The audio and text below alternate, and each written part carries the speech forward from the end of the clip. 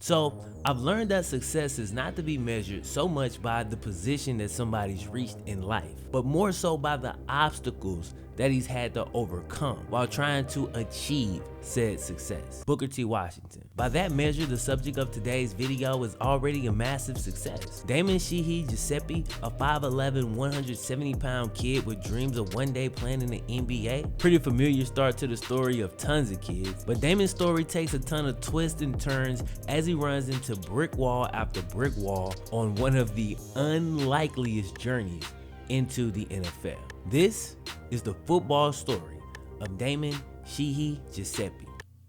Cue the Wayne.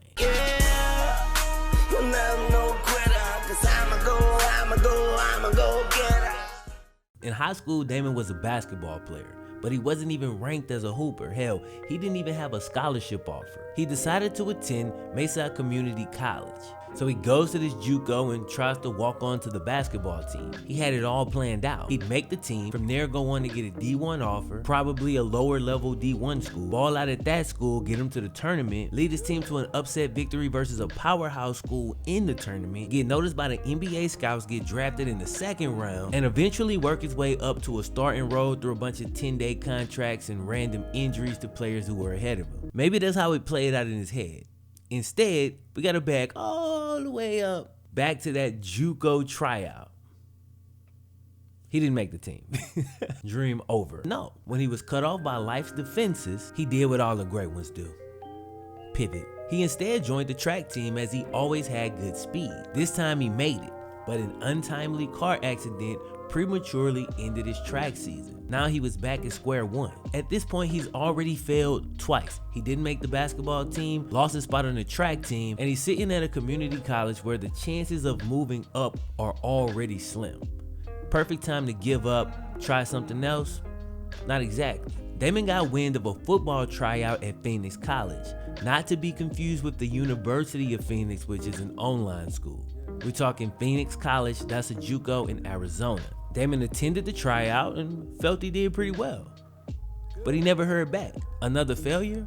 Maybe for most. Damon didn't see it that way. He looked at it like this: well, look, they never called me back, so I don't know if I made it or if I didn't make it. They didn't say no. Technically, he was right. He figured I'd just show up to workouts, and if they tell me to leave, cool. If they don't, and I blend in well like I plan to do, I'll just work out with the team until they can't deny me. The plan was a long shot, but it was all he had. He showed up to every summer workout, beasting out, finishing first in the sprinting drills and things like that, just really grinding it out, man. He was hanging it all on the line out there as if he was actually a part of the team. And when the summer was over, the coaches was like, what the hell, man? They put him on the roster.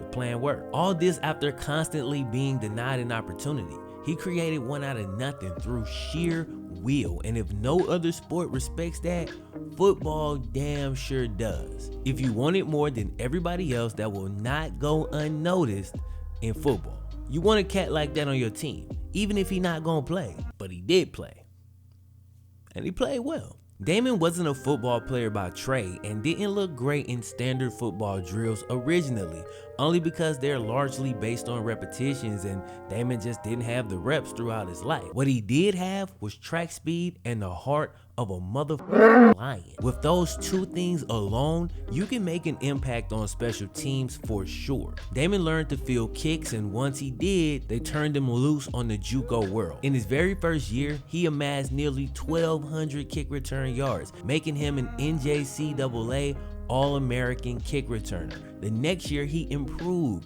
1,278 yards, which was the most in the nation.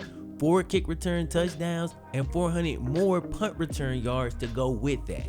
Dude made the absolute most out of his 2 years, but when his clock ran out, that was it. Damon went to the bank and applied for a credit card that he quickly maxed out. How? He was financing trips to every SEC and Big 12 school, all in an attempt to get in there armed with this new game film that he had, hoping that they'd take a look at it and allow him to walk on to the team. As you can already see at this point in the story, Damon is built different, bro.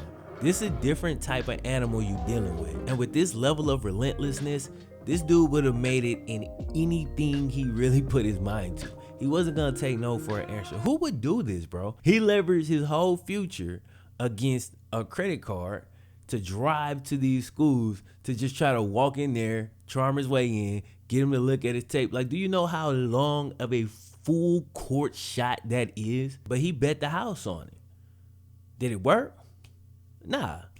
But he tried it, you know what I'm saying? Despite all of that, only one school even watched the tape. And even if they did want to give Damon a shot, unfortunately for him, he was 9 credits short and wouldn't have even been eligible to play D1. So that ended up being a little bit of a waste of time. Still, determined as ever, Damon was like, can't do college? Okay, cool. This man decided he'll just go pro. So he came up with the exact same plan. I'll go to every NFL team until somebody watches my tape and gives me a workout. He started in Florida, Tampa Bay, Miami. Didn't have any luck with any of those either. Eventually, he tried the CFL as he heard they had a tryout in Las Vegas. Drives out there, works out, leaves it all out on the field, man, only for them to tell him that, oh, you know, we really don't take anybody from these tryouts. This is just kind of a thing that we, you understand? Like, can you imagine? Fine.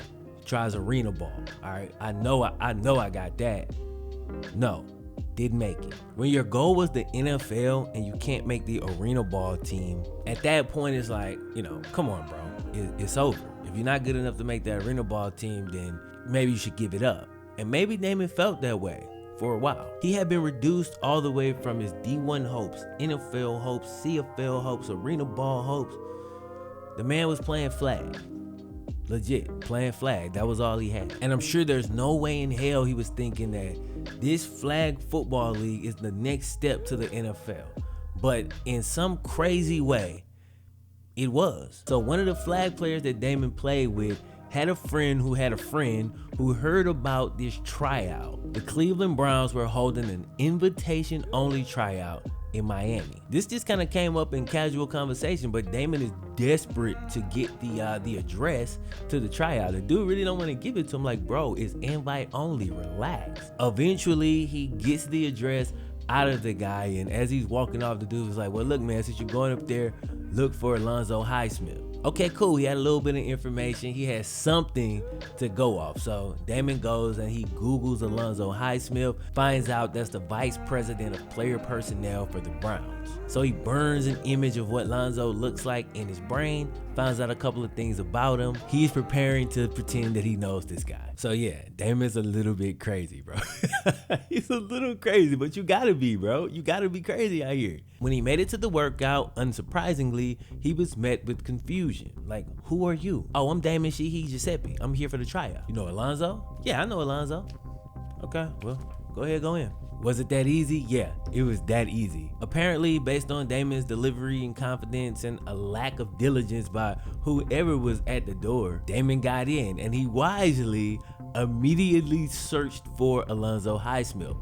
Finds him, goes up, introduces himself, and Alonzo is impressed that this person that he does not know has finessed his way into this workout, and he's curious. He's like, if this dude did all of this to get here, let's at least see what he's got. I mean, hell, is this one more person? Not gonna hurt nothing. Let's do it. Here are some details I couldn't find in any of the articles about Damon, but I believe if he really did his research, which I think he did, he would have found out that Alonzo Highsmith is much more than the vice president of player personnel for the Browns. He's also a former D1 player who attended the University of Miami and won a national championship back in the 80s. He went on to be drafted first round, 3rd overall in the 1987 NFL draft. He was taken by the Houston Oilers, where he was one of the best blocking fullbacks in the game. He stayed in the NFL for only 5 years, then decided to try pro boxing,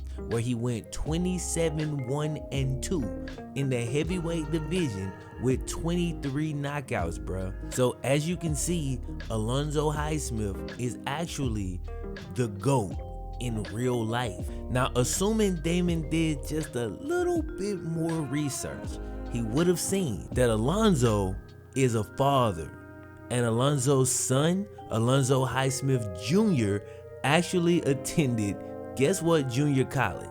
That's right, the same school that Damon attended, Phoenix College, about 6 years before Damon ever got there. Alonzo Highsmith Jr. later would try to make it into the NFL as a free agent. And he went through that whole ringer, man, working out for teams, bounced around the league for a couple years before he was completely out of the league. Assuming Damon really did his research and casually made Alonzo aware of the similarities between Damon and Alonzo Highsmith Jr., I definitely think Alonzo would have saw some of his son in Damon, and that could be the reason he allowed him to stick around for the workout. If none of that came up during their conversation, it's just really crazy how energies can attract, and that honestly kind of makes the whole story that much cooler. Damon fielded punts and kicks, and the former JUCO All-American made a good impression in that department. When he lined up for the 40-yard dash, the make or break drill in many of these cases, since teams can't teach speed, the former track athlete ran a 4.38, which was faster than the times of all but 5 wide receivers in the 2019 NFL draft. That was big, and if anything was going to swing this thing into his favor, that was it. The workout ended like all the others. When it was over, Damon left, made sure his phone ringer was turned all the way up, and waited. Every other tryout he'd ever been to, bruh, from JUCO basketball to JUCO football to CFL to arena, every other tryout, he never got a call back. But 30 minutes later, after this NFL tryout, the phone rings, and it is the guy who he was just pretending to know, Alonzo Highsmith. He's actually ringing his phone for real now. Crazy. Alonzo told Damon he had been invited to the official tryout all the way in Cleveland 1 week later. That was mostly good news, except for the fact that Damon had run out of money and could barely get to Cleveland. And when he got there, he knew he would have nowhere to stay. But he'd come way too far at this point to give up now. So he spent his last money getting to Cleveland. When he got there, he slept outside the first night. Then he found a 24-hour fitness center that allowed him to stay there a couple nights. He'd go to the laundromat, charge his phone there. He was just figuring it out, man, biding his time for a week. Eventually, the tryout rolls around. When the tryout started, Alonzo had already filled in Browns GM John Dorsey on this kid who had some good speed and explosiveness. And Damon showed up as if he had been getting the best sleep of his life, was in great shape, had been eating good, all these things that were not true. But out there on the field, it looked like it. His explosion and his speed immediately jumped out to John Dorsey, and also his skill as a returner. If you have speed, explosiveness, and heart, acquiring those special team skills can take you a long way, bro. A lot of people don't want to do that stuff. It could take you a long way. At this point, Damon was impressing all the right people. And after all that, this crazy journey, this man was offered a free agent contract. But of course, as we all know, that doesn't guarantee you a spot on the final roster, but it did guarantee, at least for the next 4 months, that this man would have somewhere to stay and some food to eat. You know what I'm saying? And he had extended his dream a little further along. Now he had way better resources to continue to prepare. He was in the building. He just had to keep doing what he was doing. This is a story straight out of a movie or a Netflix show or something like that. It's just so many reasons he could have quit throughout. No offers in high school. Didn't make the JUCO basketball team. Got into a wreck, got kicked off the JUCO track team. Wasn't invited to the JUCO football workouts. Denied by all the D1s after JUCO. CFL said no, Arena Ball said no. Finessed his way into a Cleveland Brown workout, slept outside, was homeless for a week, all to walk in there, impress everybody, and get a free agent contract. Bruh. In the end of the video, I'll leave y'all with the quote from the man who Damon lied and said he knew, Alonzo Highsmith. It doesn't happen very often. Trust me, I've been in this 22 years now, and that does not happen very often. And the chances of him making the team are even slimmer. But if he does, it'll be one of the greatest stories of all time.